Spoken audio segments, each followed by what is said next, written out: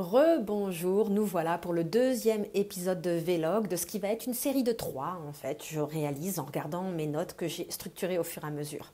Aujourd'hui, je vais vous parler de comment mon séjour balinais et l'effet, je pense, particulier de cette île et de son énergie sur moi a fait que je me suis plongée dans un rapport plus sain, non seulement à mon ouverture, mais également à ma définition.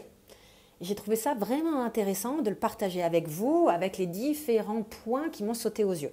Dans le troisième épisode de Vlog qui suivra, je vous parlerai de ce que j'ai compris vis-à-vis de mon sommeil, vis-à-vis de ma détermination, qui est lumière indirecte, vis-à-vis de tout un tas de variables qui constituent mon design. Donc ça sera le troisième épisode. Ici, nous allons parler de ces compréhensions vis-à-vis de mon ouverture et de ma définition.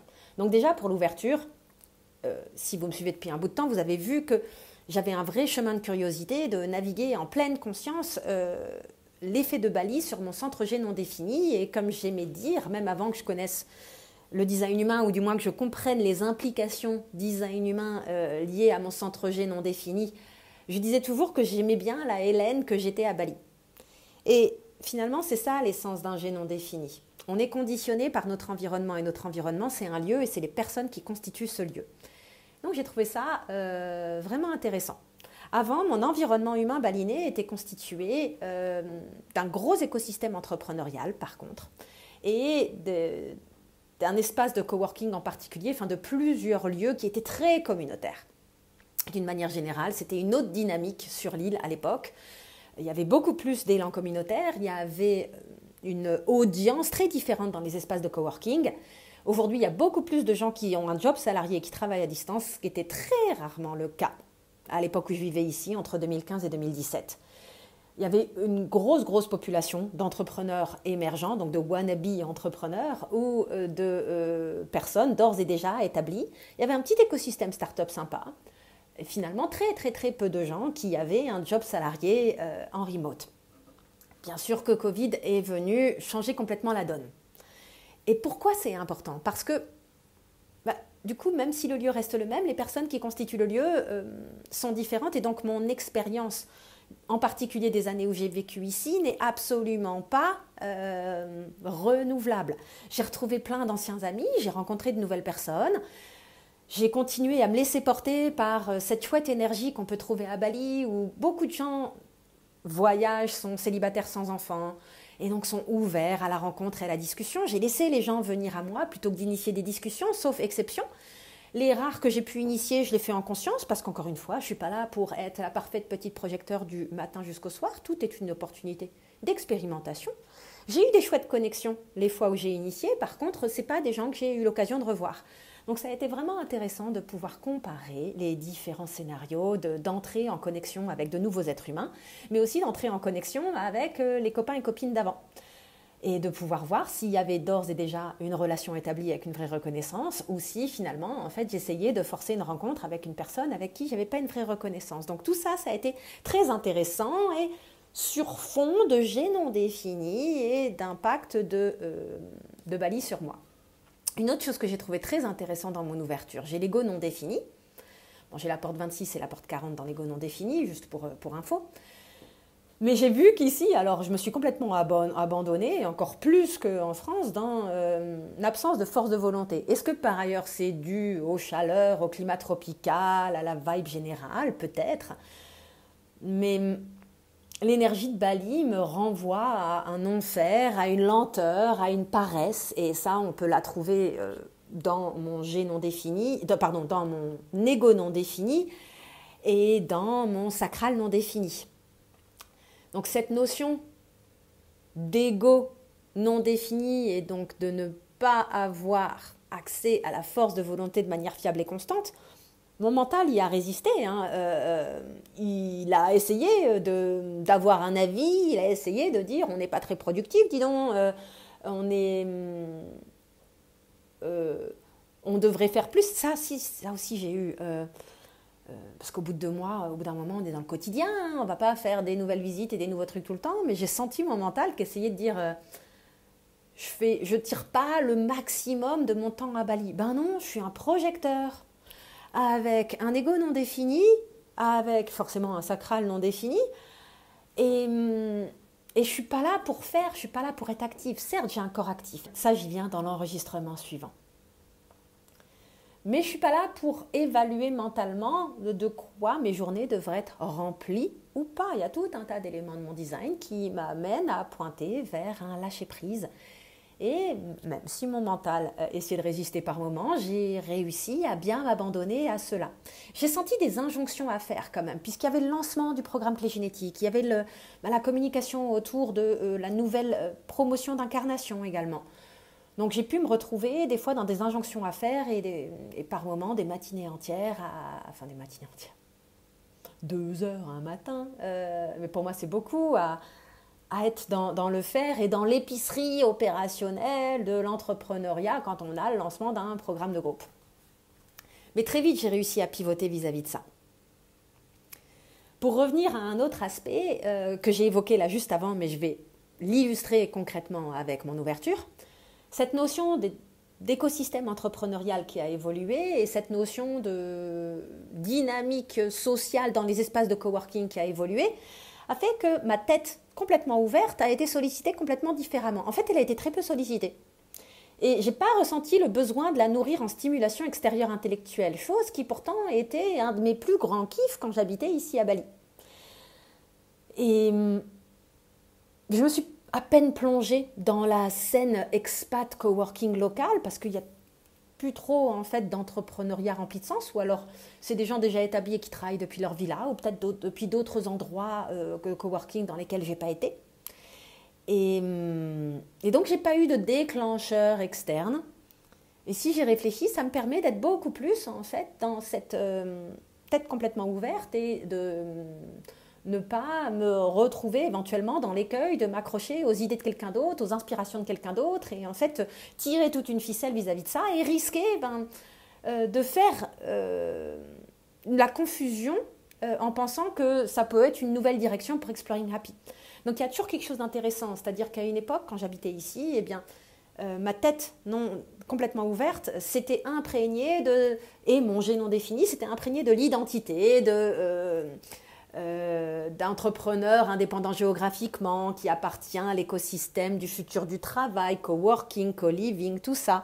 Et je m'étais créé une identité autour de ça et je m'étais aussi accrochée aux idées de mes amis qui sont dans cet écosystème. Et c'est vraiment quelque chose que j'ai lâché pendant le premier confinement Covid, qui a été une immense révélation sur quelque chose qui, aussi vertueux et porteur soit-il, m'avait éloigné de ma vérité. Donc mon premier confinement Covid, qui a eu lieu juste après un séjour à Bali que j'ai dû écourter pour revenir en urgence en France avant que le monde referme toutes ses portes, eh bien, m'a permis de nettoyer ça. Et donc là, je me suis retrouvée dans un rapport beaucoup plus sain à tout cela et d'une manière générale, de toute façon, naturellement, beaucoup moins sollicitée par cet écosystème-là et ces idées-là.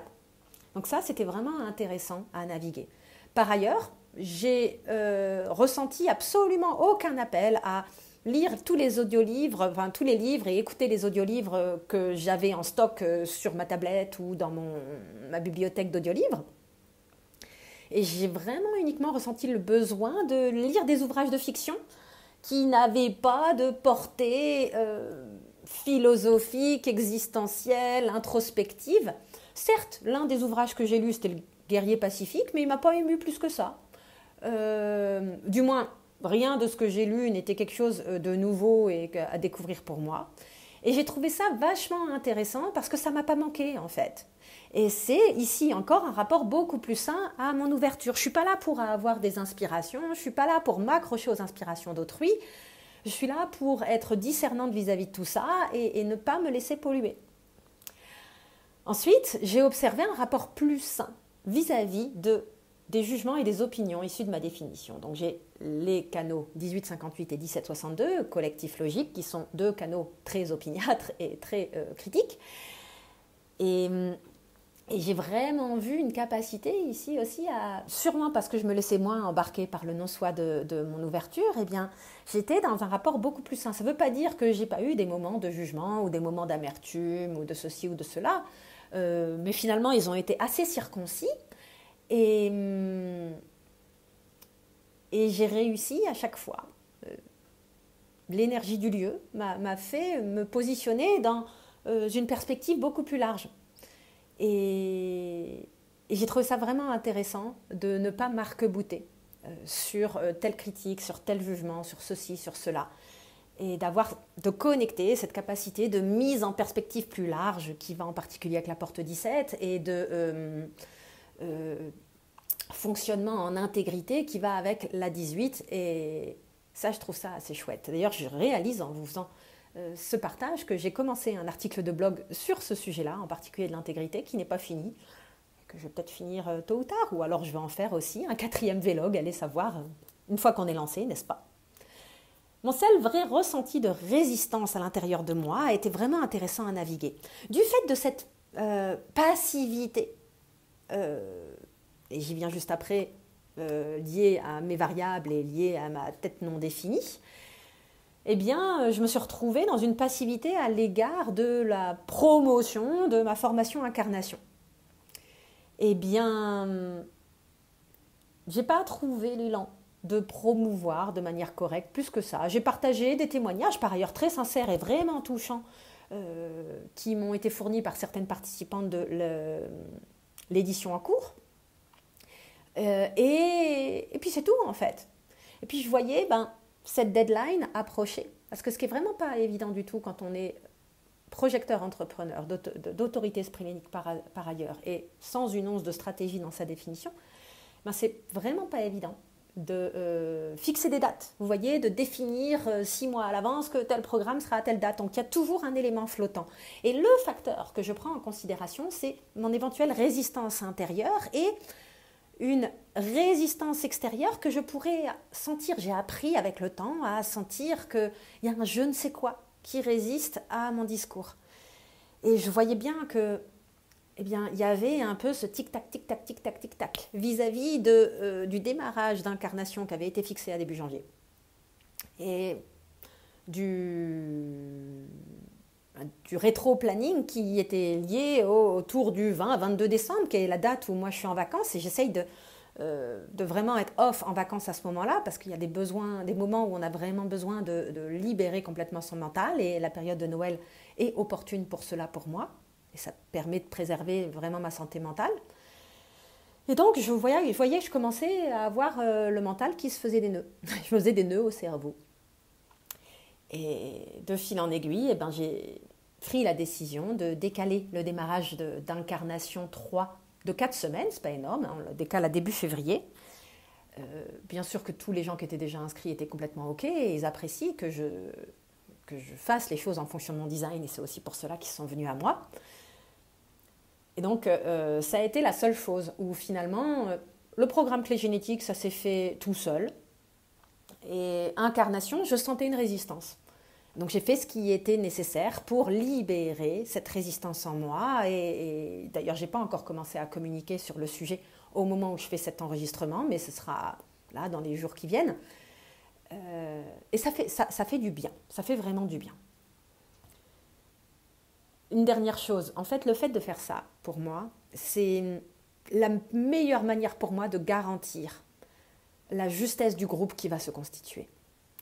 J'ai remarqué qu'il y avait déjà un afflux de personnes réduit quand j'étais en résistance mentale vis-à-vis d'un recrutement, et que plus j'étais dans une justesse et dans une ouverture et dans un accueil et dans un enthousiasme, plus j'avais les bonnes personnes qui venaient à moi et qui ensuite garantissait que la totalité du groupe vivait une très belle expérience pendant l'année complète que dure Incarnation, parce que ce n'est pas un petit engagement, donc je dois faire très attention au groupe que je constitue.